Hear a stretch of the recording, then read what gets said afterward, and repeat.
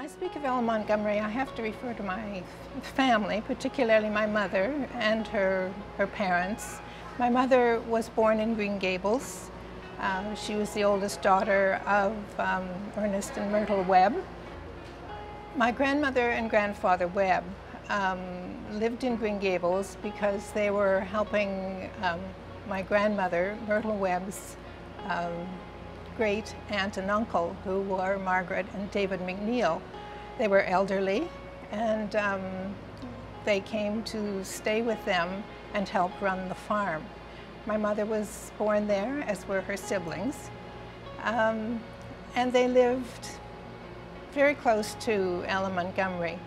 You just had to run out the front door and down across the brook and up through the haunted hill, haunted woods, and you were there, just across from where Ella Montgomery was raised. Aunt Maud did express her affection for my mother in her journals. I call her Aunt Maud because my mother always referred to her as Aunt Maud. And so I naturally speak of her as Aunt Maud as well. She came to visit Ella Montgomery, my mother, when she was 20. Mother returned several times to Norval to visit Aunt Maud and stay with her.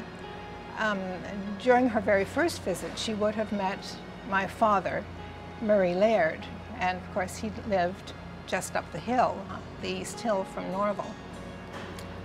And I think Aunt Maud sort of worked on although she promised she wouldn't, she was maybe thinking of marriage in her mind between the two of them. They eventually did marry in 1934. They were married in the manse. The wedding was performed by Mr. MacDonald. It was a very quiet wedding because my father's father had just passed away just a few weeks prior. So it was a very quiet wedding. But Aunt Maud, in spite of that, she made a little lunch to have after the wedding, and they went on a honeymoon up to Muskoka, I think. My Aunt Anita, who was a great cook, was given Aunt Maud's recipe book. Aunt Anita worked for a while for Aunt Maud after she moved into Toronto at Riverside Drive. She came up at Aunt Maud's request to help her. The cookbook was written into a ledger. It was certainly not something that she would have maybe shown to anyone. The recipes are kept in categories. It's not indexed. Some of the writing is a little messy, so obviously she was writing very quickly. My mother did comment that she was amazed at how quickly Aunt Maud could write. Her hand just flew across the page. Some of the recipes in the cookbook, a pen has been drawn through the recipes. We think perhaps she rewrote those X'd out recipes into another cookbook.